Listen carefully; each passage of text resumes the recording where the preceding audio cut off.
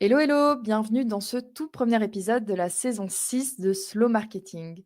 Et quel meilleur épisode pour lancer cette nouvelle saison et nouvelle année que l'épisode 60. Un numéro rond symbolique et surtout un épisode tourné vers l'action. Déjà, aparté, mais le podcast a 3 ans, 60 épisodes déjà, je ne sais pas si tu réalises. Moi, j'ai du mal à réaliser déjà de temps en temps. Mais voilà, trop contente d'être encore là 3 ans plus tard, et pour ce 60e épisode. Donc juste, merci pour, l'écoute et le soutien.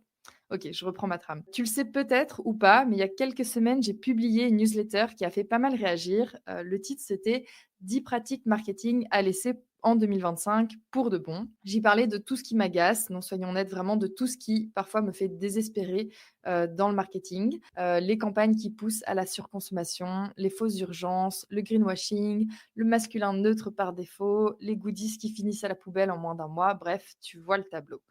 Et si tu l'as pas lu, bah, pas de panique, je te remets le lien dans la description de cet épisode, parce qu'aujourd'hui, donc on va pas s'attarder sur ce qu'il faut arrêter. Non, aujourd'hui, je veux qu'on parle de ce qu'il faut commencer, de ce qu'on veut mettre en place dès demain. Parce que critiquer, c'est nécessaire, mais construire et passer à l'action, c'est encore mieux. Alors voilà le deal, je vais te partager 10 actions slow marketing pour 2026.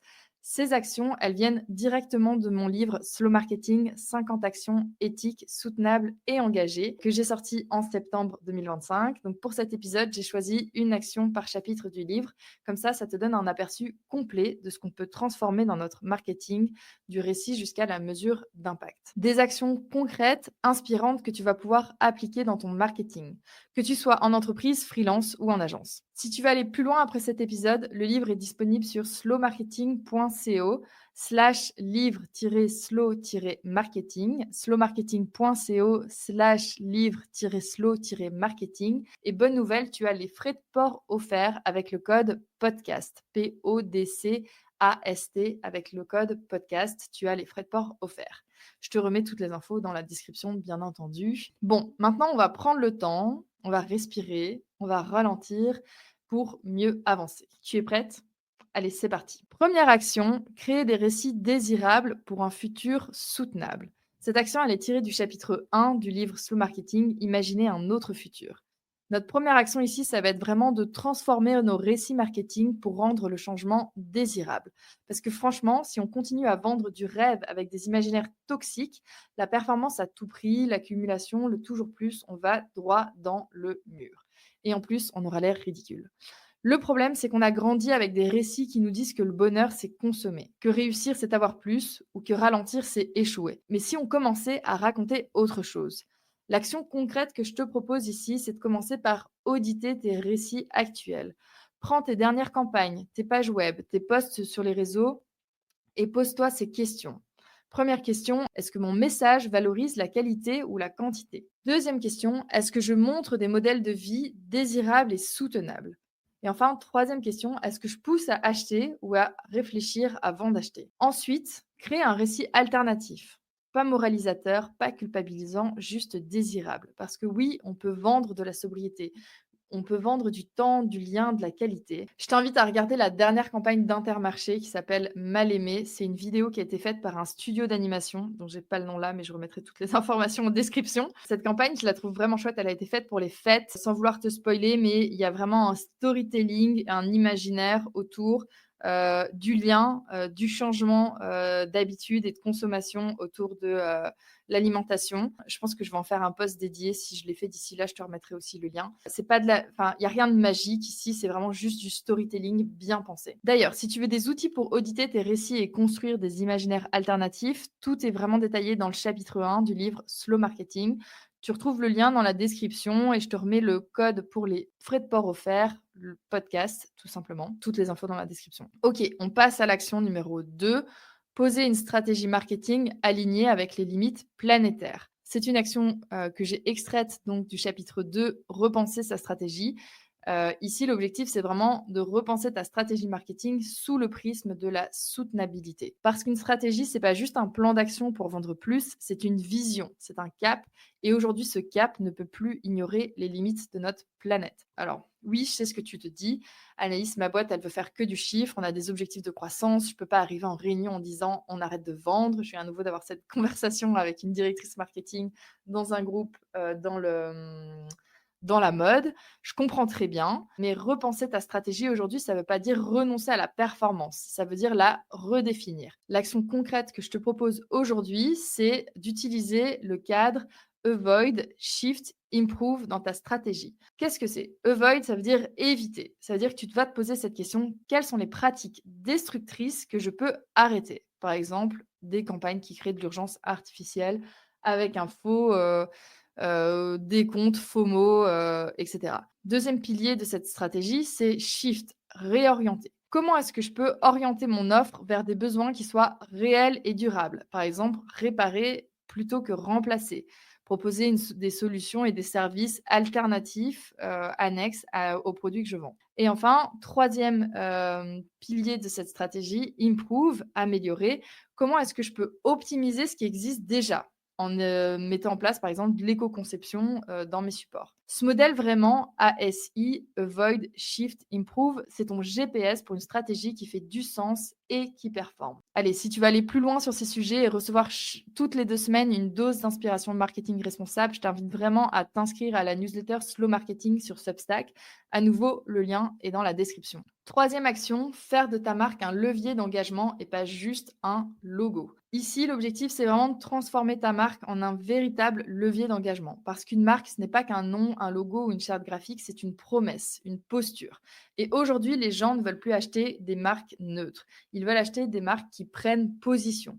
Mais attention, s'engager, ce n'est pas faire du purpose washing, c'est-à-dire afficher une belle mission sur ton site et puis ne rien faire derrière. C'est pas non plus coller un arc-en-ciel sur ton logo en juin pendant le mois de la Pride et puis disparaître et puis ne faire aucune autre action le reste de l'année. L'action concrète que je te propose ici, c'est tout d'abord identifier une cause alignée avec ton secteur d'activité, pas n'importe laquelle, une qui a vraiment du sens avec ce que tu fais.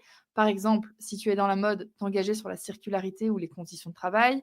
Si tu es dans la tech, parler de sobriété numérique ou d'accessibilité. Ou si tu es dans l'alimentation, soutenir les producteurs locaux ou travailler sur la lutte contre le gaspillage. Une fois que tu as identifié ta cause, l'idée maintenant, c'est vraiment de passer à l'action, mettre en place une initiative qui soit concrète, un partenariat, un don, une campagne de sensibilisation, quelque chose de tangible, de mesurable et de visible.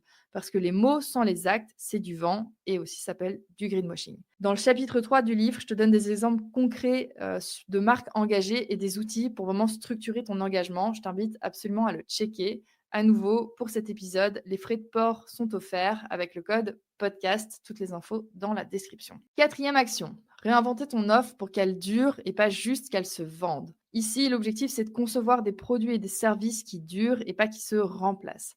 Parce que soyons honnêtes, notre modèle économique actuel repose principalement sur l'obsolescence. On crée des produits qui cassent, qui se démodent, qui deviennent has-been en 6 mois. Parce que si les gens gardent leurs affaires, ils n'en rachètent pas. Sauf que ce modèle, il est en train de s'effondrer. Et parce que les consommateuristes le voient et ils et elles en ont marre. L'action concrète que je te propose ici, c'est d'intégrer la durabilité dès la conception de ton offre. Voici comment. Déjà, en réfléchissant à des choix de matériaux à faible impact, recyclés, recyclables, locaux, par exemple. Deuxièmement, en rendant tes produits réparables et modulables. Pas besoin de tout remplacer si une pièce casse. Et enfin, troisièmement, en proposant des services de réparation, de reprise et de reconditionnement. Tu peux prendre par exemple Patagonia qui a créé son service OneWear, qui est un programme où tu peux faire réparer tes vêtements et tes accessoires gratuitement. Résultat, leurs clients gardent leurs produits plus longtemps et puis ils adorent la marque encore plus. Je te le dis à la première personne, j'ai mon sac à dos que je porte quotidiennement depuis plus de 10 ans, dont la fermeture est en train de casser. Honnêtement, là, je suis en train de faire leur process OneWear pour pouvoir changer la fermeture. Et puis, de toute façon, si ça ne fonctionne pas via eux, je suis prête à investir chez un couturier pour pouvoir réparer cette fermeture parce que je sais que mon sac, il est là, il est durable, je l'ai depuis 10 ans, il n'y a pas de raison qu'il ne fonctionne pas encore sur les 10 prochaines années. Donc voilà, c'est ça, réinventer son offre, c'est créer de la valeur autrement autour de tes produits et services. Action numéro 5, rendre ton marketing accessible à toutes et à tous. Ça, c'est une action qui est tirée du 5e chapitre du livre, donc comment rendre ton marketing accessible.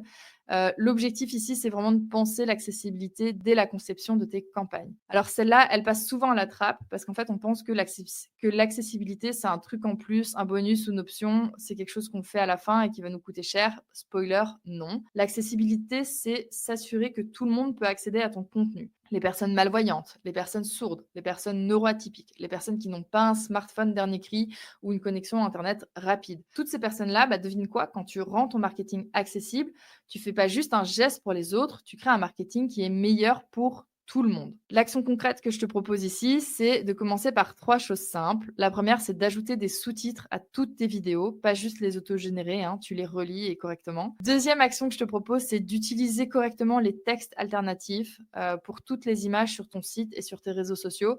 C'est vraiment d'écrire correctement les images que tu publies en ligne afin qu'elles soient accessibles aux personnes malvoyantes. Et enfin, troisième action, tu peux tester tes contenus avec des outils d'accessibilité comme Wave, par exemple, pour le web. Si tu veux vraiment aller plus loin, moi, je te conseille sincèrement de faire relire tes contenus ou ton site internet par des personnes concernées. Elles te diront ce qui coince et tu apprendras 10 fois plus vite. Ok, si tu es toujours là, bravo. On continue avec l'action numéro 6, inclure la diversité, donc du discours aux actions concrètes. Parce que non, mettre une personne racisée dans ta campagne une fois par an, ce n'est pas de l'inclusion, ça s'appelle du tokenisme et ça se voit. La diversité, c'est pas juste un quota non plus, c'est pas une case à cocher, c'est une posture, une façon de penser, de créer, de recruter et de communiquer. Et ça commence par une question toute simple, qui est autour de la table quand tu prends des décisions? S'il y a aucune diversité, que ça soit en termes d'origine, de genre, d'âge ou de, handicap, en fait, il y a de grandes chances que, le reste de tes actions n'incluent pas la diversité. Ici, l'action que je te propose, c'est de faire un audit de tes équipes et de tes représentations. Voici 3 choses que tu peux regarder. La première chose, c'est qui crée tes campagnes? Quelle est la diversité vraiment dans ton équipe? Deuxième chose, c'est qui apparaît dans tes visuels? Est-ce que tu montres des corps, des âges et des origines variées? Et enfin, troisième question que tu peux te poser, qui est-ce que tu invites à collaborer avec toi? Est-ce que les influenceurs, photographes, rédacteurs sont-ils divers, d'origines différentes, même juste de cercles différents? J'ai réalisé il y a pas longtemps avec chez un de mes clients que, toutes les personnes en charge de la création de contenu venaient de la même école et je dis pas que c'est un problème en soi, mais ça montre un manque de diversité de points de vue et d'opinions qui peut, à terme, poser problème dans le reste des campagnes. Et surtout, écoute les personnes concernées. Si tu fais des campagnes notamment si tu fais des campagnes sur un sujet sensible, consulte des experts, des expertes, des personnes concernées. Tu ne parles pas à la place d'eux, mais tu parles avec. Ça, c'était une grande leçon que j'ai retenue de l'épisode 38 qui s'appelait Handicap vers un marketing véritablement inclusif et accessible avec Béatrice Pradillon et Damien Farjou. Je te remets le lien de l'épisode en commentaire. Et c'est aussi toute une partie des sujets qui sont évoqués dans le chapitre 6 du livre qui te donne vraiment des pistes concrètes pour auditer et améliorer l'inclusion dans ton marketing. Fonce le lire. Allez, on passe à l'action 7, communiquer avec transparence et éviter le greenwashing, le sujet qui fâche, parce qu'on a toutes et toutes peur d'en faire sans le vouloir, ou pire, de se faire accuser d'en faire alors qu'on fait vraiment des efforts. Mais voilà, la réalité, si tu as peur de communiquer sur tes actions parce que tu as peur du greenwashing, tu fais l'inverse, tu fais du greenhushing. Et là, personne ne sait ce que tu fais, donc personne ne peut non plus s'en inspirer. Okay, l'action concrète que je te présente aujourd'hui, c'est de suivre cette règle d'or, prouve que tu avances. Pour chaque claim environnemental, pour chaque déclaration que tu vas faire sur tes engagements environnementaux ou sociétaux, voici ce que tu dois te demander. Premièrement, est-ce que j'ai des données vérifiables? Deuxièmement, est-ce que j'utilise des labels qui sont reconnus, comme par exemple Bicorp, EcoCert, etc. Troisièmement, est-ce que je parle aussi de mes limites et de mes défis? Parce que la transparence, c'est pas juste de dire ce qui va bien, c'est aussi d'assumer ce qui ne va pas encore et de montrer comment tu avances. Exemple, le bilan de carbone de North Sanker qui a été aussi invité sur le podcast, épisode 46 si tu veux l'écouter.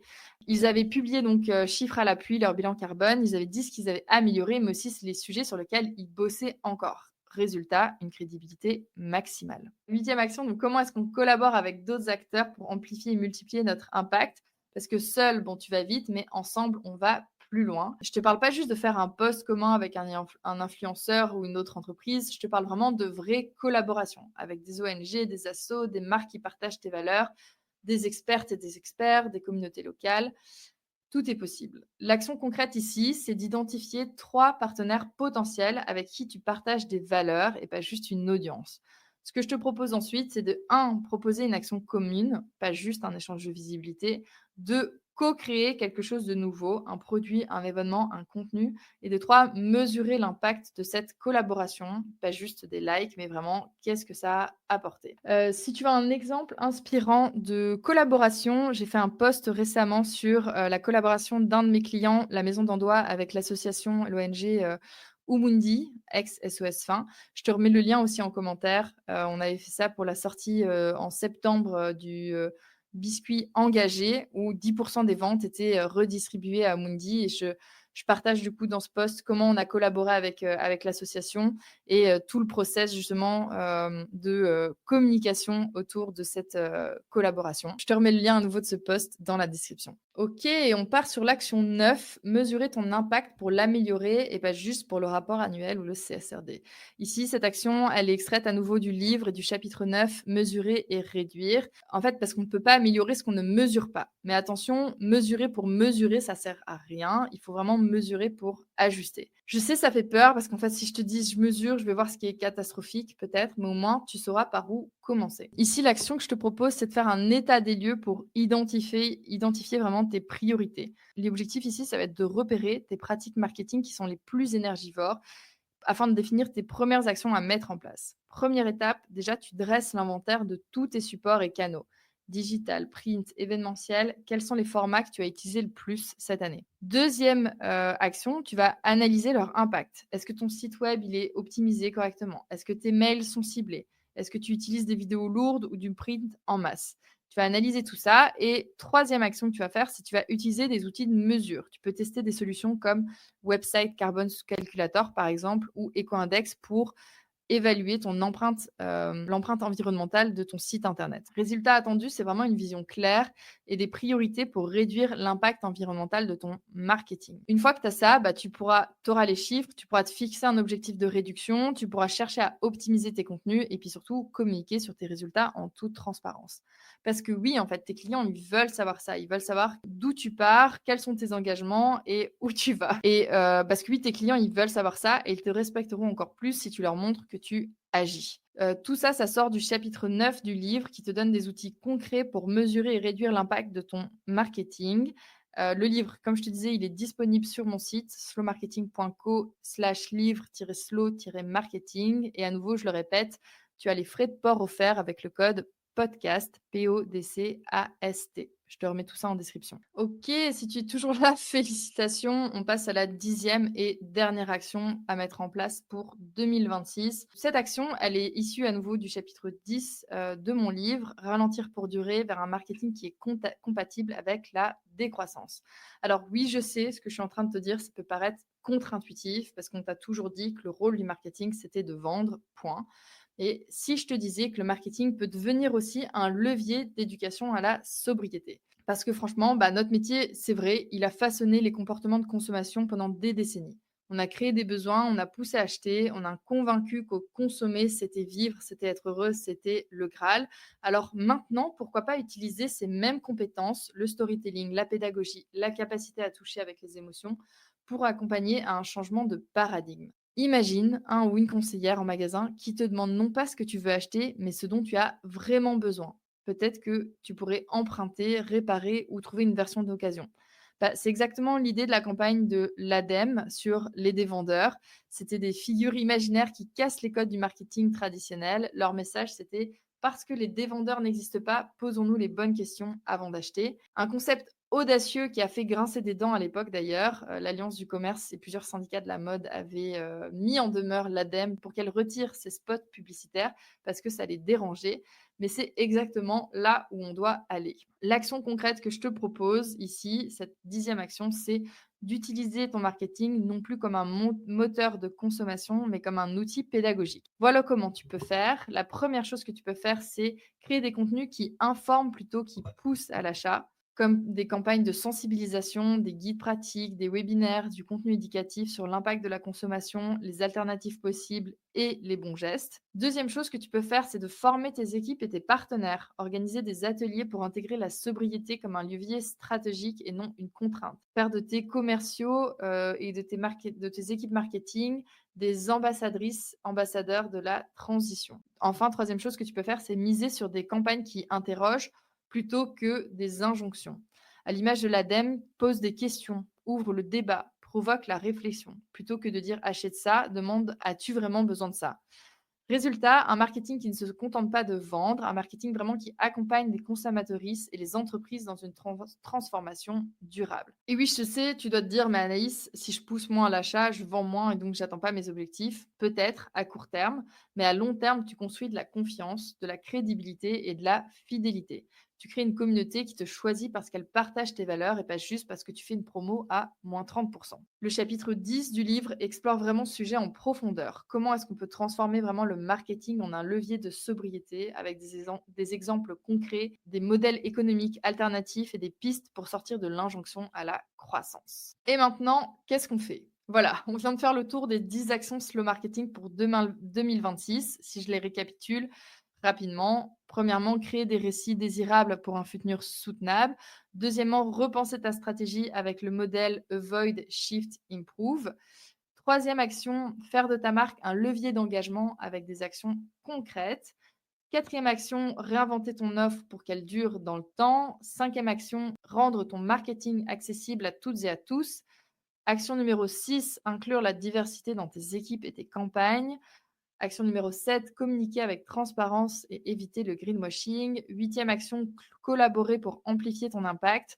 Neuvième action, mesurer ton empreinte pour l'améliorer. Et enfin, dixième action, transformer le marketing en un outil pédagogique pour accompagner le changement de comportement. Et maintenant, la vraie question, tu fais quoi avec tout ça? Mon conseil, te mets pas la pression, te dis pas il faut que je fasse tous les 10 dès lundi. Je te recommande d'en choisir une seule, celle qui a résonné le plus avec toi, celle qui te semble la plus urgente aujourd'hui ou la plus facile à mettre en place dans ton entreprise, peu importe. Et lance-toi, teste, ajuste et recommence. Parce que le slow marketing, c'est pas juste une révolution du jour au lendemain, c'est vraiment une transformation progressive. C'est un véritable chemin. Et si tu veux aller plus loin, j'ai 2 cadeaux pour toi. Premièrement, le livre Slow Marketing, 50 actions éthiques, soutenables et engagées, qui détaille chacune de ces 10 actions et 40 autres avec des exemples concrets, des outils, des ressources. Il est disponible sur mon site slowmarketing.co/livre-slow-marketing. Et puisque tu es en train d'écouter ce podcast et que tu es toujours là, les frais de port sont offerts avec le code podcast, PODCAST. Donc profites-en. Et puis surtout, il y a la newsletter Slow Marketing qui est gratuite et sur laquelle j'envoie toutes les 2 semaines une dose d'inspiration pour transformer ton marketing. Donc, elle est gratuite, elle arrive dans ta boîte mail un vendredi sur 2 et elle te permet de rester connecté à cette communauté qui change le marketing de l'intérieur. À nouveau, le lien est dans la description. Merci d'avoir écouté cet épisode jusqu'au bout. Merci d'être là. Merci de vouloir faire bouger les lignes. On se retrouve dans 2 semaines pour un nouvel épisode de la saison 6. D'ici là, prends soin de toi et surtout, ralentis.